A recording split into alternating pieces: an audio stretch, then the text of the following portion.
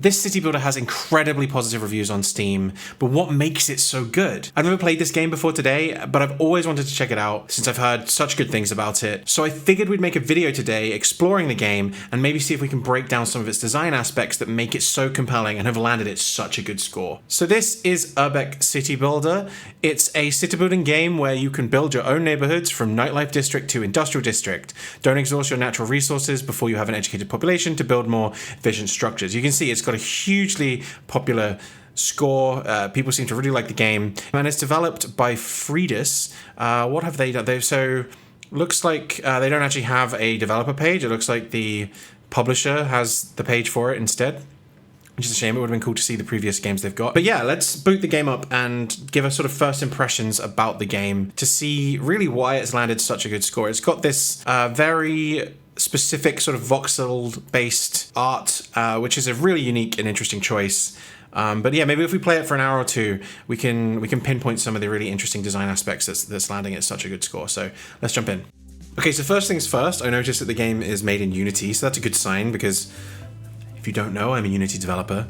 But just right off the bat, we jump into a main menu.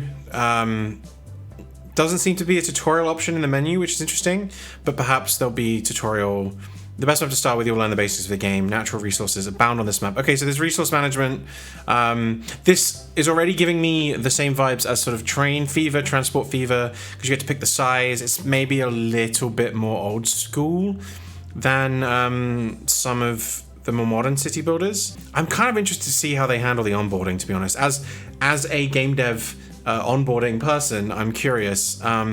But I guess we've got to do the critical thing of naming the city. So let's call it Matland because I'm original and hit play. Okay, so we've actually started with, I guess that's the selection display.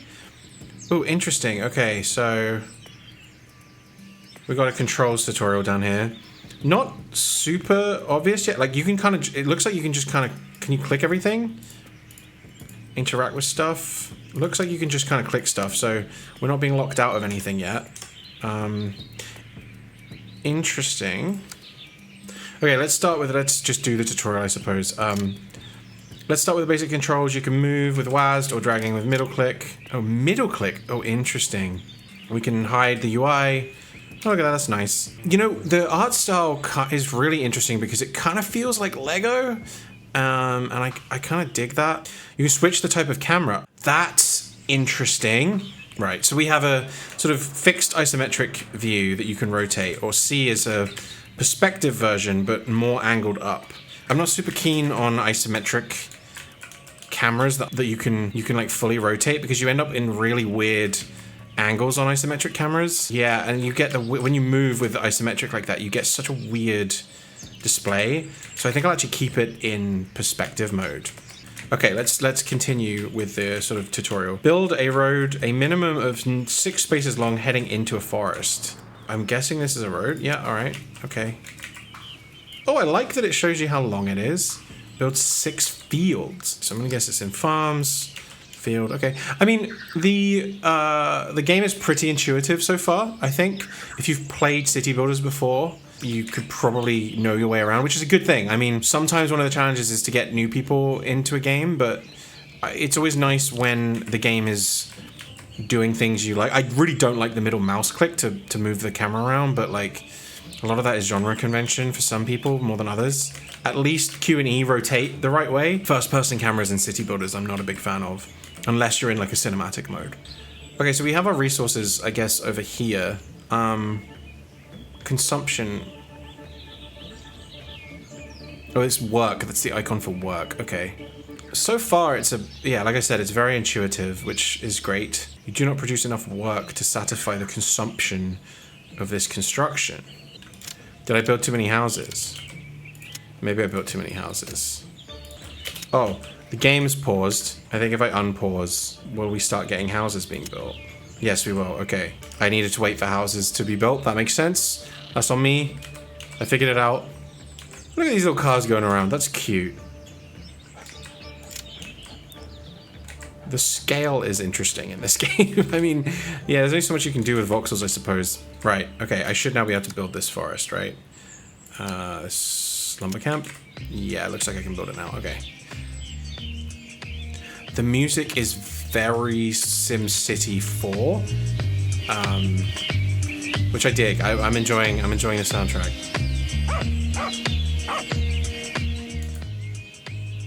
You don't have resources to support housing. I'm gonna build these little roads. Can I build a farm here? And replace the trees? How big can you make farms? Field cannot be built in tundra. Well, this was a bad place to build my city. Okay, let's do a nice long one like that. And hope. And we'll build the road around. I gotta stop pausing the game. But I would love just a silly little like overlay to pop up if you're in pause. Just because obviously nothing's moving, so I guess I could figure it out that way. But I don't know. It's a nice touch that some city builders have had, or real-time kind of games. There's sort of a paused state, but honestly, just sort of nitpicky feedback, really. Let's build a nice little neighborhood.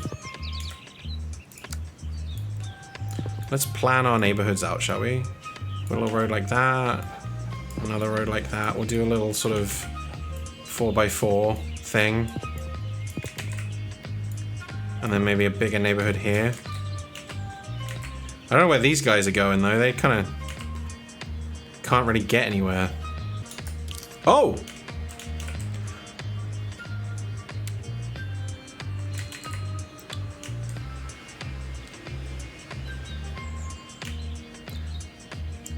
That's very cute. That is delightful. Okay, I can.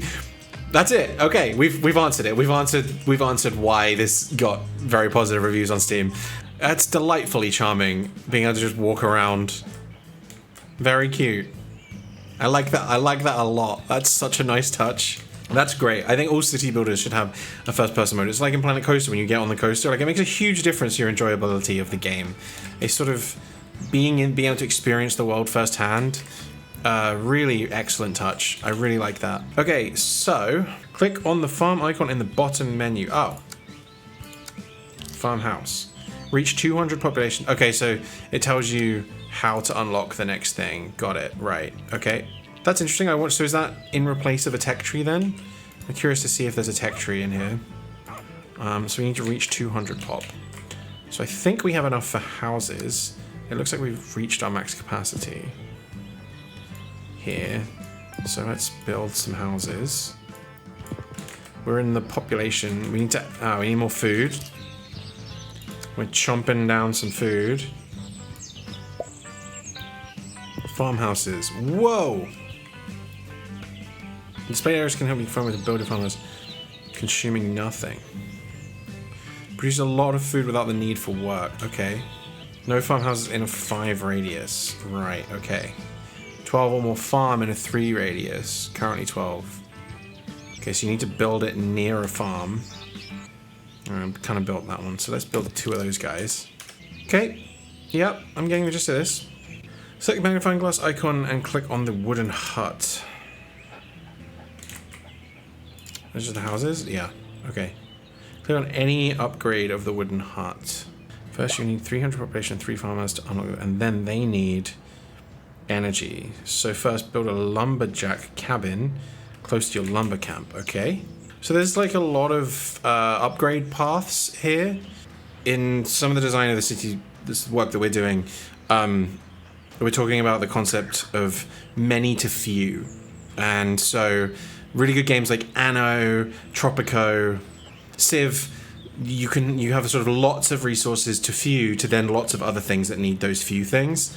And that creates sort of interesting gameplay pipelines for different materials, resources, demands, that kind of thing. So yeah, immediately it's clear to me that that's what this game is doing, and clearly doing it quite well. I really like that, really like that. I guess we could build it there so it's sort of out of the way. That's now producing energy, right? Oh, they're upgrading themselves. Oh, I see, they upgrade automatically. So you meet the requirements for them to upgrade to the next level, and then they'll automatically upgrade to that level once the requirements have been met. So that's pretty good. yeah, so I mean, we're doing well. We've got solid production chains going. I think it's interesting. It's, you know, you've got sort of math over here. It's very clear, understandable what's happening, what you need more of. I'm curious how big this gets, actually, and how long this grows. Like, does the screen just fill up completely with different icons? I wonder if that could get a little bit overwhelming.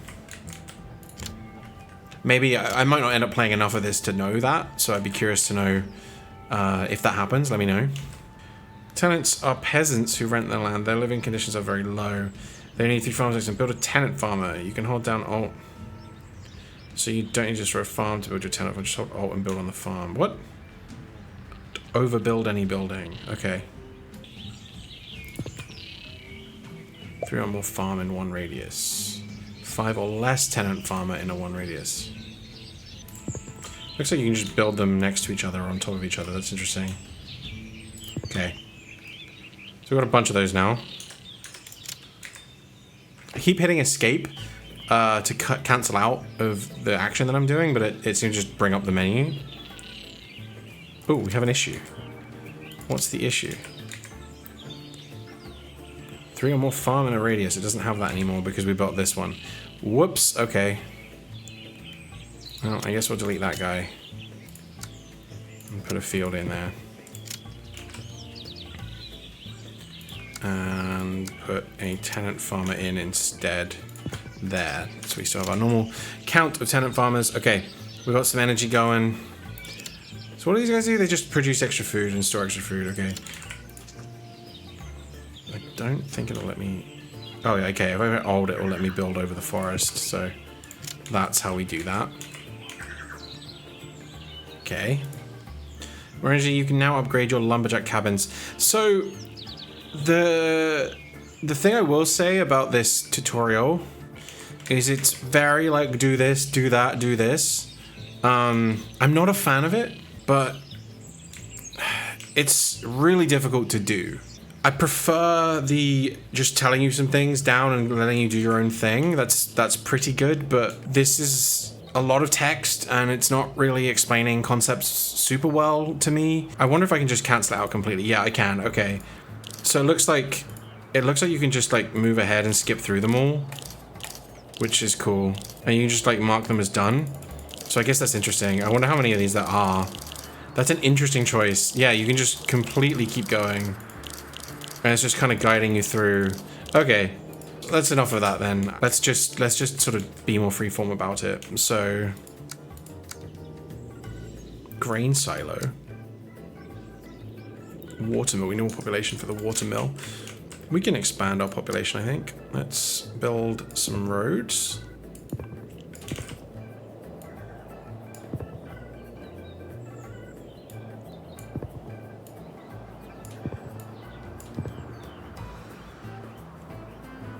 Do you want to put one there? That'll be a weird block though.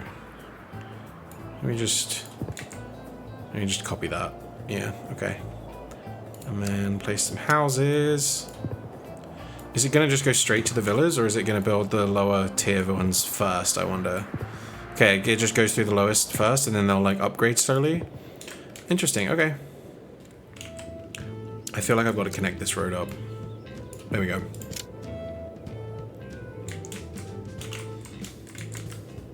There's a lot of depth to this game. Very clearly, there's tons of depth.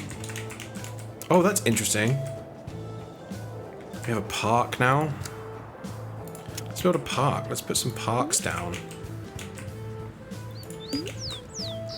Put one there.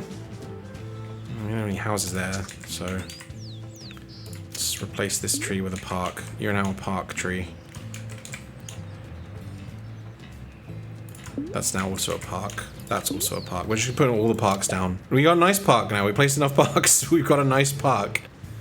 Oh, we're running low on power. Okay, we're using too much. We need another lumberjack cabin. I think that's one of the only ways to get power, right? Industry. Oh yeah, the water mill. Let's go with the lumberjack cabin for now. Looks like we can build one there. Let's do that. Okay, that should give us some more power. Perfect. Lumberjack house. Oh. That's fun. Yeah, I mean, the like slow progression of things unlocking is sort of drip feeding content to you. So there's always sort of something new to do. That's pretty good. That's a really nice kind of step. What's this? Minimart, council, lumberjack cabin, upgrades to lumberjack house. Oh, I see. Did this turn into a lumber? Oh. Oh, you can, okay, I've selected that upgrade.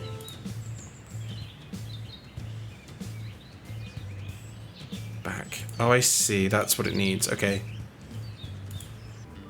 I really want this water mill. I'm gonna try and get this water mill, so we need more population, basically.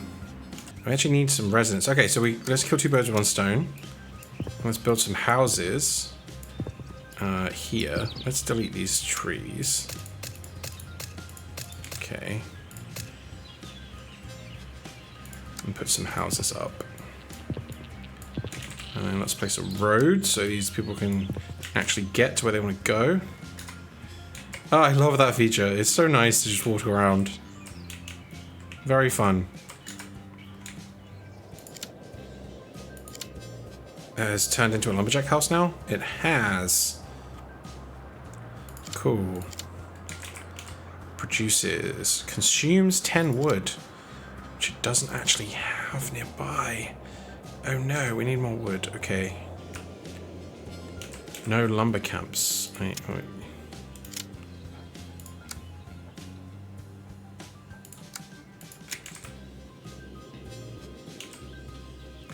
Okay, let's put a new lumber camp over there. And then just to be safe, I think we'll put one out here maybe. Let's build a road a little bit further out. We can build like a unique lumber camp situation going on over in this corner. I will say, I think you get used to this after a while, but the icons are challenging.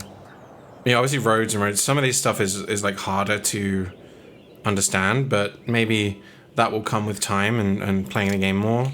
You sort of learn what each of the categories are. Generally though, so far my first impressions are really, really good. Like I want to keep playing. It's a very smooth experience, which like in a game like this, in sort of a complex video game, clearly conveys that there's a ton of depth. I think the like slow release of content is a good way to convey that, but I don't feel overwhelmed by anything, which some of these games can constantly do by just throwing things at your face all the time. Yeah, I think the sort of content delivery pipeline is really, really solid, and I think this game is really hitting already on the start from nothing, grow into a mega. This is just like the key part of a city builder that everybody loves, which is just like from small, humble beginnings, you know? And being able to see their sort of colony thrive, so to speak. We still want to unlock this windmill, so let's just place a chain of houses along here. Like this. There we go. Okay, we're unlocking new housing types. We're getting somewhere. I think we need 900 people. There we go. We got 900. Hooray. Okay. Which should now give us the water mill. We don't have. Do we have water? We do. Look at us. We got achievement. We're at 1,000. Let's build a road through here. Build a water mill. I like that you don't have to have things on a road. I'm assuming those tiles were just like suggesting where to go. I'm guessing this just produces a ton of power. Okay, it does. And we don't have enough food. Let's build more food. So this produces a ton of food. So we need another landlord's house. 4 more tenant farmers. Oh man, that's like too much of an upgrade, I think. Let's build a bunch of farm over here. And then some more over here. There we go. I mean, there's a ton of asset variation too. Like all of the farms look interesting and unique and different. I really like that. There's clearly sort of slight variations in a lot of the houses too, right? Like they've got corner variations.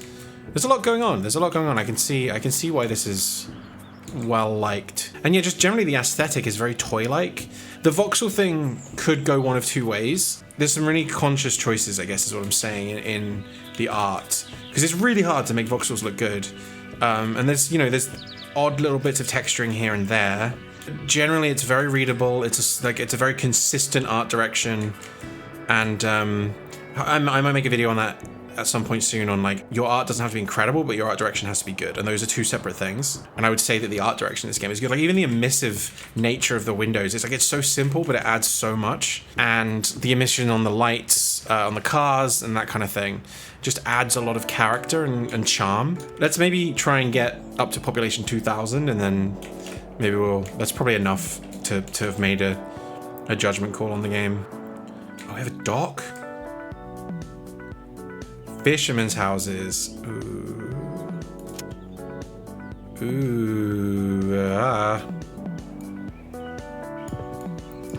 Okay. Fisherman house unlocked. I think we can build some houses down here. A little dock area. That could be fun. A little promenade or something, you know? Like it's interesting because there isn't like a demand system that most city builders would have. You know, like you have like residential, commercial, industrial.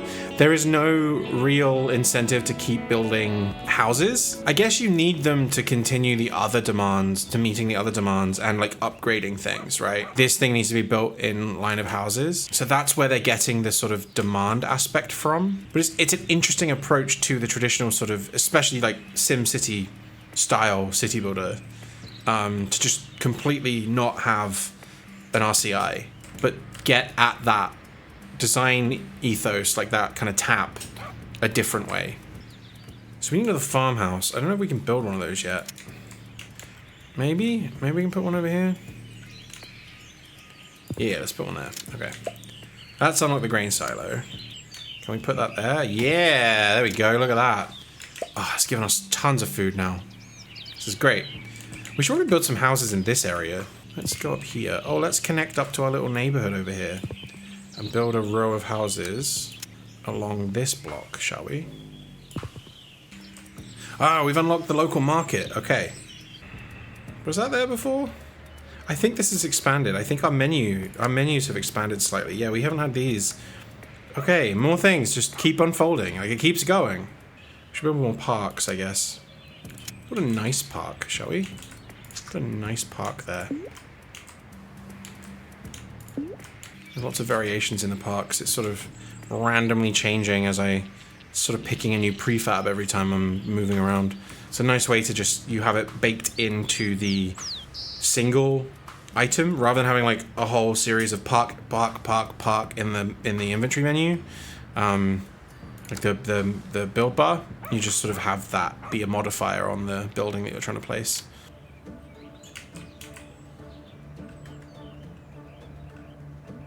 Do we build the market next to the council or a little bit further down? Next to the bar? That would be quite funny. Let's build at the top of this road and then flesh this road out, I think. We'll build some more houses along here. Maybe make space for some more... Fill out this neighborhood. And then we'll maybe bring this back by 2 and go all the way along and have just like a really long block. Yeah, it's interesting to see some of these like automatically develop. The neighboring tiles are influencing the type of upgrade that the building takes. The player doesn't have a huge amount of control over that, apart from like the way that they're laying their city out. But what's interesting about it is it feels incredibly reactive, right? So like this wealthy village house, because these conditions have been met, is how it's upgraded to that. And then it can upgrade to something else after more conditions have been met. That's super unique. And just a really, really interesting way to tackle that. So I'm curious how it picks between them, though. Oh, I guess that's what's happened. Yeah, look, it has upgraded because it's right by the sea. So if I build, like, another house here and here, if I build houses here, they build into the fisherman's house instead.